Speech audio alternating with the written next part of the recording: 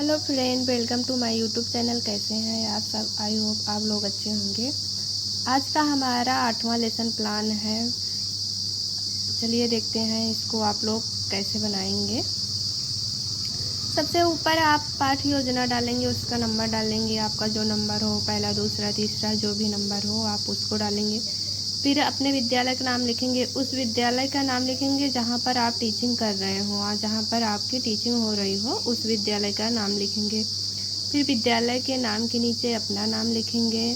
दिनांक, उस दिनांक को लिखेंगे जिस दिन आप या टॉपिक बना रहे हो, पढ़ाएंगे, उस दिनांक को लिखेंगे। कक्षा जिस क्लास का हो, कालांश, विषय, आपका विषय जो हो उप विषय में आपका जो हो।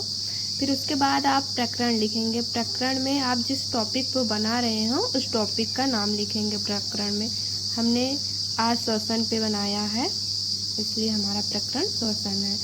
सामान्य उद्देश्य, हमारा 8वां लेसन प्लान है, इसलिए हमने सामान्य उद्देश्य में पूर्ववत लिख दिया है। आप आगे वाली वीडियो में देखकर लिख लीजिएगा अगर लिखना हो तो। विशिष्ट उद्देश्य, विशिष्ट उद्देश्य में पहला है ज्ञानात्मक उद्देश्य।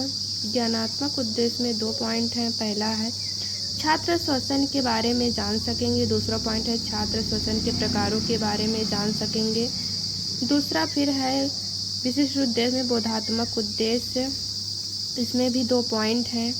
पहला है छात्र श्वसन की व्याख्या कर सकेंगे। दूसरा है छात्र श्वसन को समझकर उसके भाग की व्याख्या कर सकेंगे। फिर विशिष्ट उद्देश्य में तीसरा है क्रियात्मक उद्देश्य, इसमें भी 2 पॉइंट हमने लिखा है। आप लोग भी 2 पॉइंट या जितना अपने अकॉर्डिंग बढ़ाना हो बढ़ा लीजिएगा। पहला है छात्र श्वसन से संबंधित जानकारी का प्रयोग जीवन में कर सकेंगे। दूसरा है छात्र श्वसन के भागों को सिद्ध करने का कौशल प्राप्त कर सकेंगे। यह आपका विशिष्ट उद्देश्य का क्रियात्मक उद्देश्य हो गया। उसके बाद हम प्रयोगात्मक उद्देश्य आ जाइए। इसमें भी 2 पॉइंट हमने 2 पॉइंट सारे में रखा है, आप लोग भी अपना समझ के रख लीजिएगा। पहला है छात्र श्वसन संबंधित ज्ञान का उपयोग अपने दैनिक जीवन में कर सकेंगे। दूसरा है छात्र श्वसन के भागों के ज्ञान को उच्च स्तर में प्रयोग कर सकेंगे। यह हो गया आपका प्रयोगात्मक विशिष्ट उद्देश्य हो गया। शिक्षण सहायक सामग्री, उसके बाद लिखेंगे शिक्षण सहायक सामग्री में श्वसन तंत्र को प्रदर्शित करता हुआ चार्ट पेपर, यह है शिक्षण सहायक सामग्री में। फिर शिक्षण विधियाँ, प्रश्नोत्तर विधि, व्याख्यान विधि आदि। उसके बाद आप पूर्व ज्ञान पे आ जाइए। पूर्व ज्ञान में छात्र श्वसन के बारे में सामान्य जानकारी रखते हैं, या आप लिखेंगे और बच्चों को वहाँ पे पढ़ाते समय आप इसको बोलेंगे। उसके बाद आप प्रस्तावना प्रश्न आ जाइए। प्रस्तावना प्रश्न में पहले आप 3 कॉलम बनाएंगे। पहला है क्रमशः, दूसरा छात्राध्यापिका, अगर आप गर्ल्स हैं छात्राध्यापिका लिखेंगे, अगर बॉयज है छात्राध्यापक। फिर अगला कॉलम है छात्र कथन। पहला प्रश्न हमारा, बच्चों मानव को जीवित रहने के लिए किन किन चीज़ों की ज़रूरत होती है? छात्र आंसर देंगे हवा, पानी, भोजन इत्यादि। दूसरा उसी आंसर से आप दूसरा क्वेश्चन बनाएंगे, हवा में कौन कौन सी गैस होती हैं? छात्र आंसर देंगे ऑक्सीजन, नाइट्रोजन, कार्बन डाइऑक्साइड इत्यादि। अगला क्वेश्चन फिर आप पूछेंगे बच्चों से, ऑक्सीजन, नाइट्रोजन आदि गैसों में मनुष्य के लिए उपयोगी गैस कौन सी है? छात्र आंसर देंगे ऑक्सीजन। उसके बाद आप चौथा क्वेश्चन बच्चों से करेंगे, ऑक्सीजन का प्रयोग मानव शरीर द्वारा किस क्रिया में किया जाता है? छात्र आंसर देंगे श्वसन क्रिया में। फिर आप अगला उसी आंसर से क्वेश्चन करेंगे, श्वसन क्रिया के बारे में आप क्या जानते हैं? तो बच्चे समस्यात्मक हो जाएंगे। उसके बाद आप अपना प्रकरण लिखेंगे। ध्यान, जब आपका प्रकरण निकल जाए तभी आप वहाँ पे ब्लैक बोर्ड में टीचिंग करते समय अपना प्रकरण लिखेंगे, क्योंकि उसके पहले नहीं लिखेंगे। प्रस्तावना प्रश्न के बाद आप उद्देश्य कथन आ जाएंगे। उद्देश्य कथन में लिखेंगे, आज हम सब श्वसन के विषय में अध्ययन करेंगे। आप यह उद्देश्य कथन। उसके बाद प्रस्तुतिकरण आ जाइए। प्रस्तुतिकरण में आप पहले कॉलम बनाएंगे, 5 कॉलम। शिक्षण बिंदु का, छात्राध्यापिका या छात्राध्यापिका क्रियाएं, छात्र क्रियाएं, शिक्षण विधि, श्यामपट्ट कार्य, या आप सारे कॉलम बना लेंगे। शिक्षण बिंदु में लिखेंगे श्वसन, छात्राध्यापिका क्रियाएं का मतलब की व्याख्या कर रहे हैं छात्राध्यापक या छात्राध्यापिका।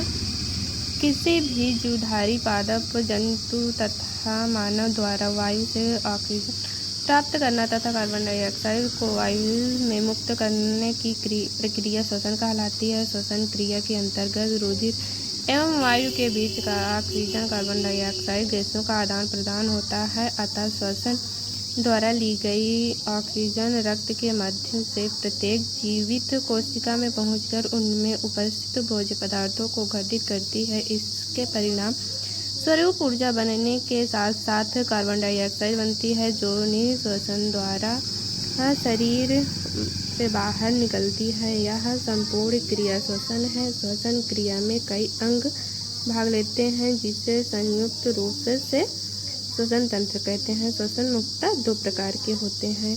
या आप इतनी व्याख्या पहले करेंगे। छात्र क्रिया में छात्र ध्यानपूर्वक सुनेंगे। शिक्षण विधि में व्याख्यान विधि हो जाएगी। श्वसन मुख्यतः 2 प्रकार के होते हैं। पहला है वायवीय श्वसन और दूसरा है अवायवीय श्वसन। वायवीय श्वसन क्या है? वह प्रक्रिया जिसमें ऑक्सीजन की उपस्थिति में श्वसन की क्रिया होती है। और दूसरा है अवायवीय श्वसन, वह प्रक्रिया जिनमें ऑक्सीजन की अनुपस्थिति में श्वसन क्रिया होती है। ऐसा आप इतना व्याख्या कर देंगे। उसके बाद आप बोध प्रश्न पूछेंगे बच्चों से। बोध प्रश्न में पहला प्रश्न है, श्वसन में कौन कौन सी गैस अंदर ली जाती है? तो छात्र आंसर देंगे ऑक्सीजन। यह प्रश्नोत्तर विधि हो जाएगी विधि शिक्षण विधि में। उसके बाद दूसरा क्वेश्चन है, श्वसन क्रिया में कौन सी गैस मुक्त होती है? छात्र आंसर देंगे कार्बन डाइऑक्साइड। यह भी प्रश्नोत्तर विधि हो जाएगी। श्यामपटकार में आप इम्पॉर्टेंट पॉइंट आप श्यामपटकार में लिखेंगे। उसके बाद है श्वसन अंग। श्वसन क्रिया में सहायक निम्न अंग है। पहला है नासा द्वार, नाक के बाहरी छिद्र को नासा द्वार कहते हैं। दूसरा है नासा गुहा, नाक की गुहा को नासा गुहा या नासिका गुहा कहते हैं। नासा गुहा के द्वार पर छोटे छोटे महीन बाल या श्लेष्म ग्रंथियाँ होती हैं, जिनमें श्लेष्म नामक चिपचिपा पदार्थ स्रावित होता है। तीसरा है ग्रसनी, नासा गुहा के पीछे की ओर एक नली नुमा संरचना में खुलती है, जिसे ग्रसनी कहते हैं। यह आप व्याख्या फिर से दूसरी व्याख्या करेंगे। बच्चे ध्यान पूर्वक सुनेंगे। छात्र क्रियाएं में शिक्षण विधि में यह व्याख्यान विधि हो जाएगी। ग्रसनी के बाद है अगला श्वसन नली। ये नलिका जैसे संरचना होती हैं, जो 2 शाखाओं में बढ़ जाती हैं, जिन्हें श्वसनियाँ कहते हैं। प्रत्येक श्वसनी अपनी अपनी ओर के फेफड़ों में खुलती हैं। श्वास के बाहरी सतह पर सी की आकृति के छल्ले जैसे संरचनाएं होती हैं। ये श्वास नली एवं श्वसनाएं को आपस में चिपकने से रोकती हैं। अगला है फिर फेफड़े। ये शंकु के आकार की संरचना होती है। कच्चा गुहा में हृदय के दोनों ओर एक एक फेफड़ा होता है। श्वसनाएं फेफड़ों के भीतर महीन कुपिकाएं में 2 ऑक्सीजन तथा कार्बन डाइऑक्साइड का आदान प्रदान होता है। यह आप व्याख्या करेंगे। छात्र क्रिया में छात्र ध्यानपूर्वक सुनेंगे। शिक्षण विधि में व्याख्यान विधि हो जाएगी। उसके बाद आप व्याख्या करने के बाद बोध प्रश्न बच्चों से करेंगे। पहला प्रश्न है, नासा द्वार क्या है? बच्चे आंसर देंगे यह नाक का बाहरी छिद्र होता है। शिक्षण विधि में प्रश्नोत्तर विधि हो जाएगी। दूसरा प्रश्न, फेफड़े का आकार कैसा होता है? छात्र आंसर देंगे यह शंकु के आकार का होता है। यह आपका बोध प्रश्न हो। उसके बाद आप प्रस्तुतिकरण के बाद आप श्यामपट सारांश लिखेंगे। श्यामपट सारांश में आपको जो पॉइंट ब्लैक बोर्ड में लिखना हो, आप यहाँ पर पूरा श्यामपट सारांश लिखेंगे। वही आप जो यहाँ फाइल में लिखे रहेंगे, वही वहाँ पे ब्लैक बोर्ड में लिखेंगे आपको टीचिंग करते समय। उसके बाद पुनरावृत्ति प्रश्न। आप पुनरावृत्ति प्रश्न जो आप व्याख्या करने के बाद बच्चों से पुनरावृत्ति प्रश्न पूछेंगे, यहाँ पर लिखेंगे।